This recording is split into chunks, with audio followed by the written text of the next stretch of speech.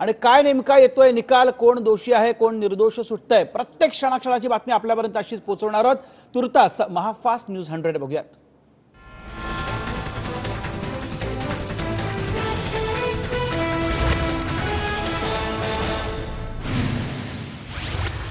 बाबरी प्रकरणाचा आज महत्त्वपूर्ण आणि सर्वात मोठा निकाल लागतोय। दरम्यान या खटल्यातील 32 पैकी 27 आरोपी लखनौ कोर्टामध्ये उपस्थित झाले। लालकृष्ण अडवाणी, मुरली मनोहर जोशी, सतीश प्रधान आणि नृत्यगोपाल दास कोर्टामध्ये अनुपस्थित आहेत। बाबरी मशीद खटल्यातले 2 आरोपी कल्याण सिंह आणि उमा भारती यांना कोरोनाची लागण झाली आणि दोघेही वेगवेगळ्या ठिकाणी क्वारंटाईन आहेत, त्यामुळे ते कोर्टात हजर राहू शकले नाहीत।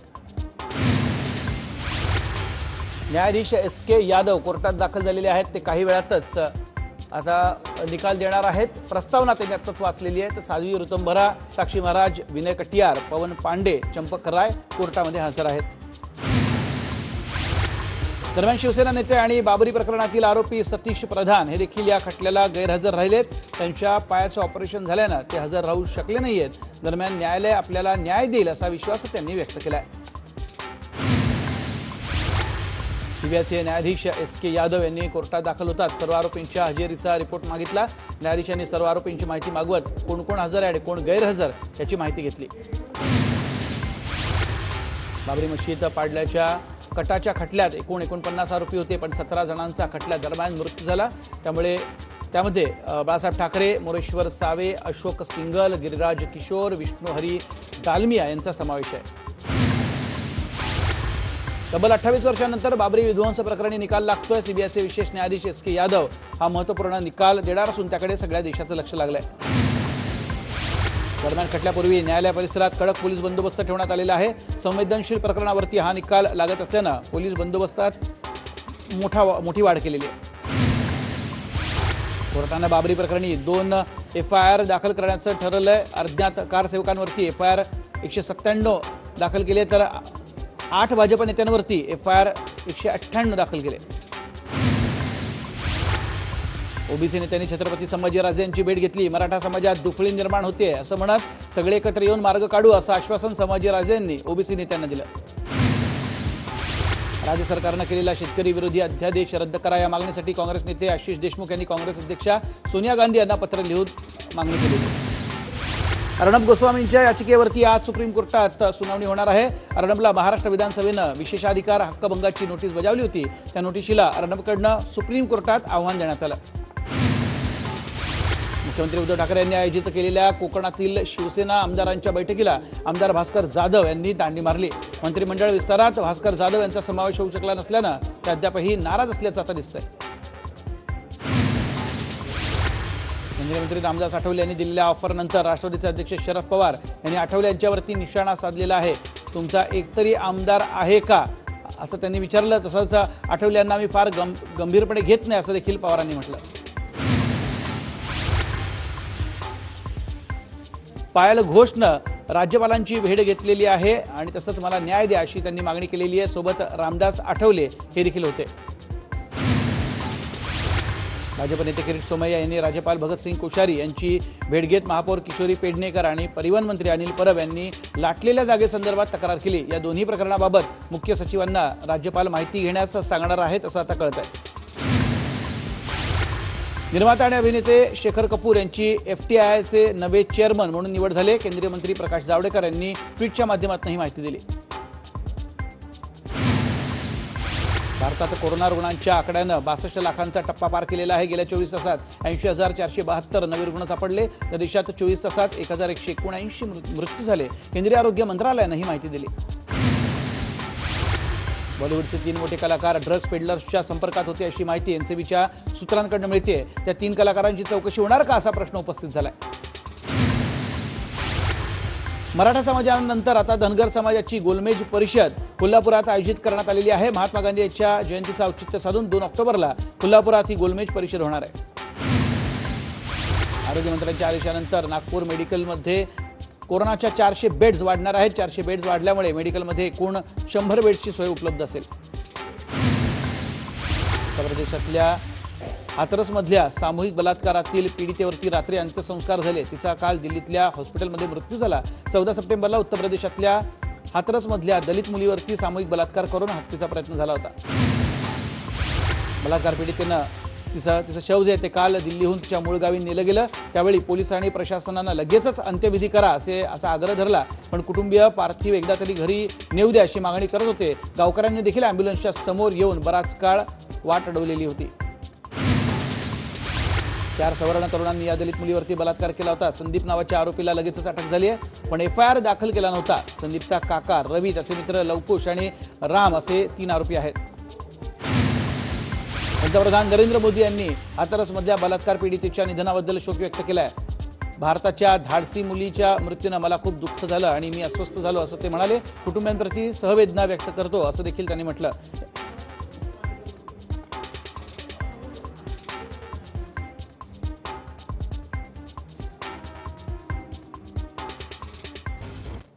आणि पुन्हा एकदा बघूयात आपण महाफास्ट न्यूज 100।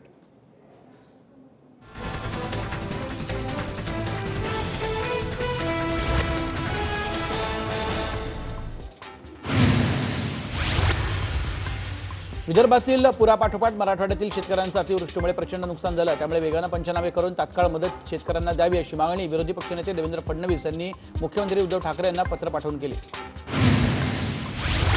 ठाण्याच्या खारटन रोडवरती पत्राचाळीच्या घरांमध्ये ठाणे महापालिकेचे कर्मचारी राहत असून या घरांची अवस्था दयनीय झाली आहे। तरी पालिकेकडून भाडे वसुली होत असून या संदर्भात मनसेच्या दिनेश वटवे यांनी महापालिकेतल्या अधिकाऱ्यांना जाब विचारला। तसंच गृहनिर्माण मंत्री जितेंद्र आव्हाडांची भेट घेतली। दरम्यान यापुढे घर भाडं घेणार नसून कर्मचाऱ्यांना याच ठिकाणी मालकी हक्काची घरं मिळतील अशी मागणी आव्हाड यांच्याकडे केली।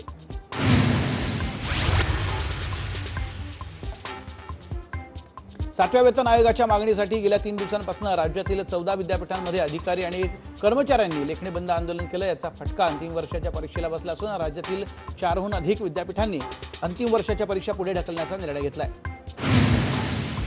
यंदा कोरोनाच्या प्रादुर्भावामुळे नवरात्रीमध्ये गरब्यावरती बंदी घालण्यात आलेली आहे। तसंच सार्वजनिक नवरात्री उत्सव मूर्ती ही 4 फूट असावी तर घरगुती मूर्ती 2 फूटपेक्षा जास्त नसावी अशी मार्गदर्शक नियमावली राज्य सरकारनं जारी केली आहे।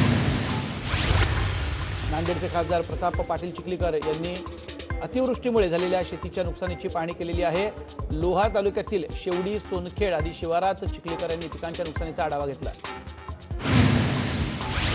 अहमदनगर महापालिकेतील स्थायी समिती सभापती पदाच्या निवडणुकीत राष्ट्रवादीनं केलेली खेळी भाजपच्या जिवारी लागल्याचं दिसतंय। महापालिकेचे नवनिर्वाचित सभापती मनोज कोतकर यांना भाजपकडून नोटीस पाठवण्यात आली। भारतरत्न लता मंगेशकर यांच्या वाढदिवसानिमित्तानं ठाकरे सरकारनं राज्यात मास्टर दीनानाथ मंगेशकर संगीत विश्वविद्यालय स्थापन करणार असल्याची घोषणा केली। या निर्णयाचं लता मंगेशकर यांनी आभार मानले। एकीकडे एनसीबीकडनं सिनेतारकांची चौकशी सुरू असताना मुंबई पोलिसांकडनं अंमली पदार्थाची विक्री करणाऱ्यांना अटक केली आहे। अटक केलेल्या आरोपींकडनं 15,40,000 रुपये किमतीचे MD जप्त केलेलं आहे। कोरोनावरील लस सर्व भारतीयांना देण्यासाठी 80,000 कोटींच्या खर्चाच्या अंदाजावरती सहमत नसल्याचं सरकारनं स्पष्ट केलं। आरोग्य मंत्रालयाचे सचिव राजेश भूषण यांनी याबाबत सरकारची भूमिका स्पष्ट केली। सर्व भारतीयांना कोरोना व्हायरस लस देण्यासाठी इतका जास्त खर्च लागणार नाही। अपेक्षित खर्चाची तयारी सरकारनं केली असं भूषण यांनी म्हटलं। ऑक्सफर्डनं विकसित केलेल्या कोविशिल्ड लसीची 3ऱ्या फेजची चाचणी सुरू आहे। पुण्यातल्या ससून रुग्णालयात 3ऱ्या फेजची चाचणी सुरू आहे। सिरम इन्स्टिट्यूट कोरोनाला प्रतिबंध करणाऱ्या लसीचे 10 कोटी अतिरिक्त डोस तयार करणार आहे। सिरम आणि गावी यांनी कोरोनावरची जी लस तयार करण्याचा निर्णय घेतला आहे त्या लसीचे 10 कोटी अतिरिक्त डोस तयार करण्यात येणार आहेत। अहमदनगरमध्ये रेमडेसिवीर इंजेक्शनचा तुटवडा निर्माण झाला। अतिरिक्त जिल्हा शल्यचिकित्सक सुनील पोखरणा यांनी मात्र रेमडेसिवीर मुबलक प्रमाणात उपलब्ध असल्याचं म्हटलं। दरम्यान शहरात कुठेही इंजेक्शन नसल्याचं TV9नं केलेल्या स्टिंग ऑपरेशनमध्ये आता उघड झालंय। नवरात्रोत्सवामध्ये नागरिक घराबाहेर पडू नयेत यासाठी बंधनं घालण्यात येणार असल्याचं सुतोवाच प्रशासनाकडून करण्यात आलं। नागरिकांनी या काळात काळजी न घेतल्यास पुन्हा कोरोनाचा प्रसार वाढण्याचा अंदाज देखील वर्तवण्यात आलाय। रेल्वेच्या तिकीट दरात 10 ते 35 रुपयांपर्यंत वाढ होण्याची शक्यता आहे। तिकीट दरात वाढ करून तोट्याची भरपाई प्रवाशांकडून वसूल केली जाणार आहे। लोकलमधील वाढती गर्दी पाहता त्यावरती उपाय म्हणून पश्चिम रेल्वेनं कार्यालयांच्या वेळा 2 शिफ्टमध्ये केलेल्या आहेत। त्यामुळे पश्चिम रेल्वेवरील कर्मचाऱ्यांच्या आता सकाळी 8 आणि दुपारी 2 अशा 2 शिफ्ट असणार आहेत। ऑक्टोबरमध्ये सामान्यांसाठी लोकल प्रवास सुरू करण्याचा विचार असल्याचं आदित्य ठाकरे यांनी एका वर्तमानपत्रातील मुलाखती दरम्यान सांगितलं। नागपुरात आपली बस सुरू करण्याच्या हालचाली सुरू झाल्या। त्यासाठी काल मनपाच्या परिवहन समितीची बैठक पार पडली असून यामध्ये आपली बस सुरू करण्याच्या प्रस्तावाला मंजुरी देण्यात आली। मंत्री उदय सामंत यांना कोरोनाची लागण झाली असून त्यांनी ट्विट करून तशी माहिती दिली आहे। ते गेले 10 दिवस स्वतः विलगीकरणात आहेत। ठाणे जिल्ह्याचे पालकमंत्री एकनाथ शिंदे यांना कोरोनाची लागण झाली। दरम्यान ते लवकर बरे व्हावेत यासाठी कल्याण पूर्वेचे नगरसेवक महेश गायकवाड यांनी साई होम यज्ञाचं आयोजन केलं। यावेळी पालकमंत्री यांच्या आरोग्यात लवकरात लवकर सुधारणा व्हावी अशी प्रार्थना केली। सांगली महापालिकेच्या आदिसागरमधनं 85 वर्षीय आजींना डिस्चार्ज मिळाला। ठणठणीत बरे झालेल्या आजींना आदिसागरच्या स्टाफकडून टाळ्या वाजवत घरी सोडण्यात आलं। आरोग्य विभागाच्या अहवालानुसार महाराष्ट्रातील कोविड-19 युद्धात सर्वोत्कृष्ट कामगिरी करणारा जिल्हा म्हणून धुळे पहिल्या स्थानी आलेला। या जिल्ह्याचे कोरोनामुक्तांचे प्रमाण देखील जवळपास 85% वरती आहे। याबद्दल धुळे जिल्ह्यातील आरोग्य यंत्रणेचं तसंच नागरिकांचं वैद्यकीय शिक्षण मंत्री अमित देशमुख यांनी अभिनंदन केलं। राज्यात काल पुन्हा 19,212 जणांनी कोरोनावरती मात केली असून त्यांना आज डिस्चार्ज देण्यात आला। तर काल राज्यात कोरोनाचे 14,976 नवे रुग्ण आढळले। पुण्यात काल कोरोनाचे 1,040 नवे रुग्ण आढळले। तर काल 1,548 जणांनी कोरोनावर मात केली। पुण्यातील कोरोनाबाधितांची संख्या आता 1,43,955 वर जाऊन पोहोचली। सांगली जिल्ह्यात काल कोरोनामुळे 22 रुग्णांचा दुर्दैवी अंत झाला। तर सांगली जिल्ह्याचा कोरोना रुग्णांचा आकडा 1,331 वरती जाऊन पोहोचला आहे। तर आज 506 नवे कोरोनाचे रुग्ण आढळले। मुंबई महापालिका क्षेत्रातील सर्व कार्यालय आस्थापन मॉल सोसायटी सभागृह इत्यादी ठिकाणी आता मास्क नाही प्रवेश नाही अशा आशयाचे फलक लावण्याचे निर्देश दिले गेले। संत गाडगेबाबा अमरावती विद्यापीठातील कर्मचाऱ्यांनी बेमुदत कामबंद आंदोलन पुकारलं असल्यानं परीक्षा विभागाचं कामकाज ठप्प झालेलं आहे। त्यामुळे कर्मचाऱ्यांच्या या कामबंद आंदोलनानं 1 ऑक्टोबरपासून सुरू होणाऱ्या विद्यार्थ्यांच्या अंतिम वर्षांच्या परीक्षा पुढे ढकलल्याची आता जाण्याची शक्यता आहे। आशा सेविकांनी 3 दिवस राज्यव्यापी संपाची हाक महाराष्ट्र राज्यातील आशा आणि गटप्रवर्तक संघटनांच्या कृती समितीने दिली आहे। पण मुख्यमंत्र्यांच्या विनंतीनुसार सदर संप स्थगित करण्यात आलेला आहे। मात्र मागण्या मान्य न झाल्यास येत्या 13 ऑक्टोबरपासून पुन्हा संप पुकारण्यात येईल अशा आशयाचे निवेदन जळगाव तालुका वैद्यकीय अधिकाऱ्यांना देण्यात आले। कवी कुलगुरू कालिदास संस्कृत विद्यापीठ रामटेकमध्ये शिक्षकेतर कर्मचाऱ्यांचं लेखणी बंद आंदोलन केलं। कर्मचाऱ्यांच्या वेगवेगळ्या मागण्यांसाठी हे आंदोलन झालं। अभिनेते सयाजी शिंदे यांनी दुष्काळी माण तालुक्यात सह्याद्री देवराईच्या माध्यमातून जय जवान जय किसान ही नवीन संकल्पना घेऊन दुष्काळी भागातील माळ रानावर वृक्ष लागवडीचा शुभारंभ केला। स्मार्ट सिटी प्रकल्प हा संपूर्ण ठाणे महापालिका क्षेत्रासाठी आहे। मात्र त्यामधून दिवा विभागाला वगळण्यात आलेला असून त्यामुळे वाईट वाटलं अशी प्रतिक्रिया मनसे आमदार राजू पाटील यांनी दिली आहे। ठाणे महापालिकेच्या स्मार्ट सिटी प्रकल्पासाठी ऑनलाईन बैठक पार पडली। या बैठकीत हे सगळे मुद्दे मनसे आमदार राजू पाटील यांनी मांडले।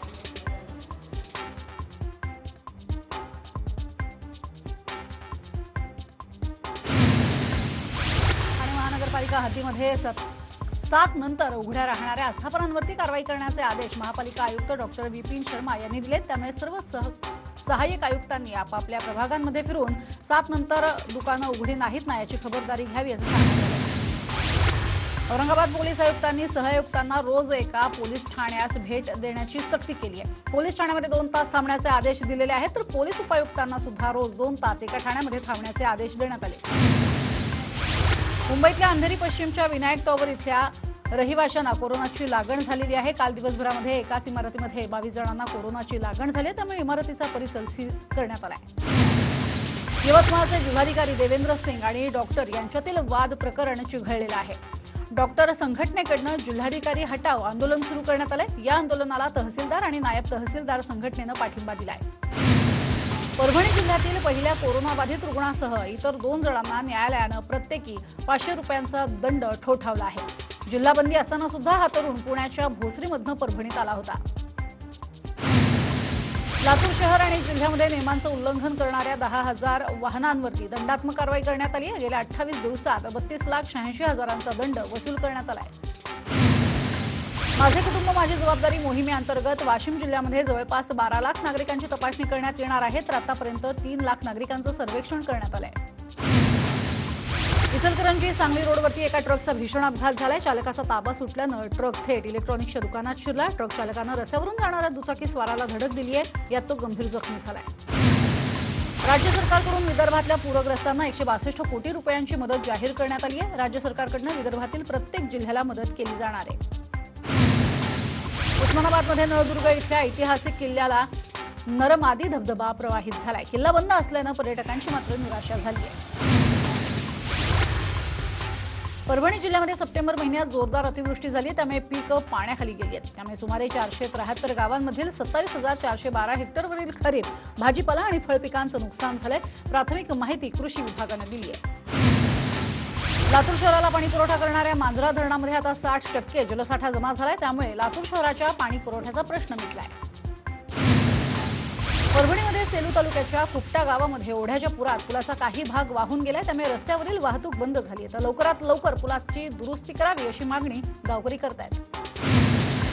ऊस वाहतुकीच्या दरामध्ये वाढ करा अशी ऊस तोडणी आणि वाहतूक संघटनेनं मागणी केलेली आहे. ऊस वाहतुकीच्या दरात 50% वाढ करावी आणि चालक आणि मालकांना कोविड विमा कवच द्यावं अशी मागणी प्रादेशिक साखर सहसंचालकांकडे करण्यात आली आहे.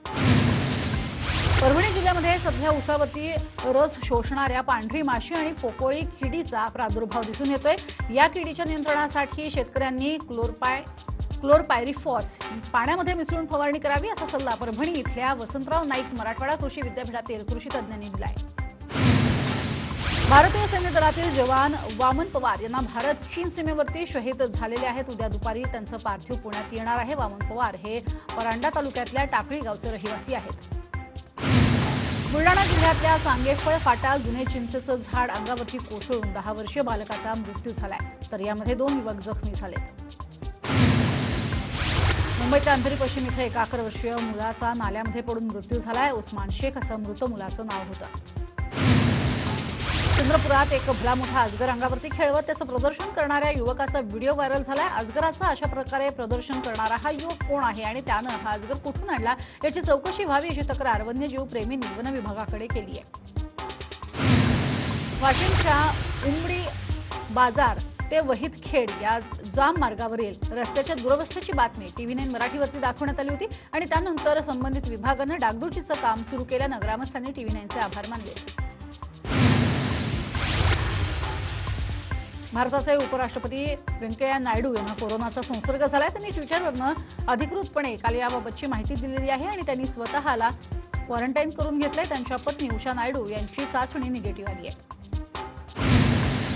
10 वर्षे किंवा त्यापेक्षा अधिक वयोगटातील 15 पैकी एक व्यक्ती कोरोनाबाधित झाली होती असा निष्कर्ष दुसऱ्या देशव्यापी सिरो सर्वेक्षणात काढण्यात आलाय. हे सर्वेक्षण 17 ऑगस्ट ते 22 सप्टेंबर या काळामध्ये घेण्यात आलं.